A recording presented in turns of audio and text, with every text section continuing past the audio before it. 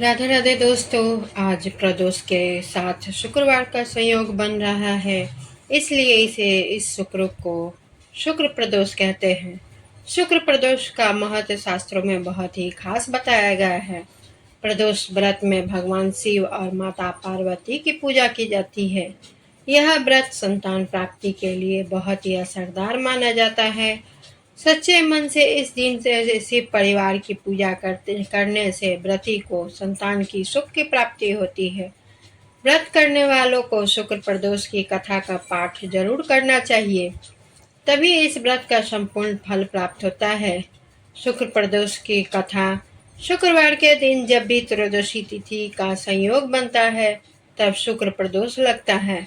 शुक्र प्रदोष व्रत के साथ चतुर्दशी तिथि का संयोग बन जाए तो और भी उत्तम हो जाता है।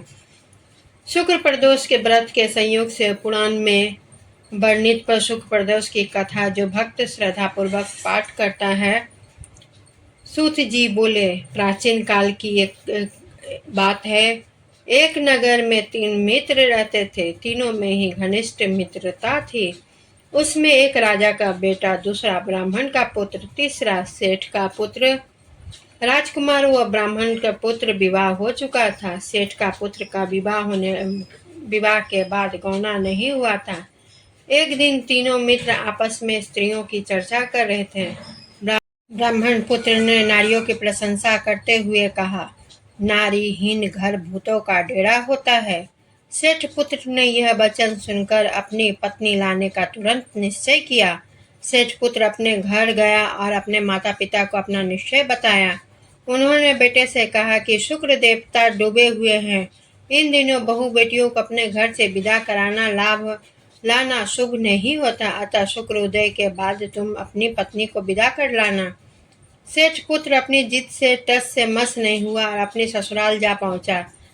सास ससुर को इसके इरादे का पता चला। उन्होंने उसको समझाने की कोशिश की, किंतु वह नहीं माना, अतः उन्हें विवश हो अपनी कन्या को विदा करना पड़ा। ससुराल से विदा होकर पति पत्नी नगर से बाहर निकले ही थे कि उनके बैलगाड़ी का पहिया टूट गया और एक बैल की टांग टूट गई। पत्नी को भी काफी चोट आई। सेठ पुत्र ने आगे चलने का प्रयत्न जारी रखा, तभी डाकुओं से भेंट हो गए। वे धन लूट कर ले गए। सेठ का पुत्र पति पत्नी सहित रोता पिटता अपने घर पहुंचा। जाते ही उसे सांप ने डस लिया। उसके पिता ने वैद्यों को बुलाया। उन्होंने देखने के बाद घोषणा की कि आपका पुत्र 3 दिन में मर जाएगा। उसी समय इस घटना का पता ब्राह्मण के पुत्र को लगा। उसने सेठ से कहा कि आप आने लड़के को पत्नी सहित बहू के घर वापस भेज दो। यह सारी बाधाएं इस कारण से आई हैं कि आपका पुत्र शुक्रास्त में पत्नी को विदा कर लाया है। यदि यह वहां पहुंच जाएगा तो बच जाएगा। सेठ को ब्राह्मण पुत्र की बात जच गई और अपने पुत्र को वापस लौटा दिया।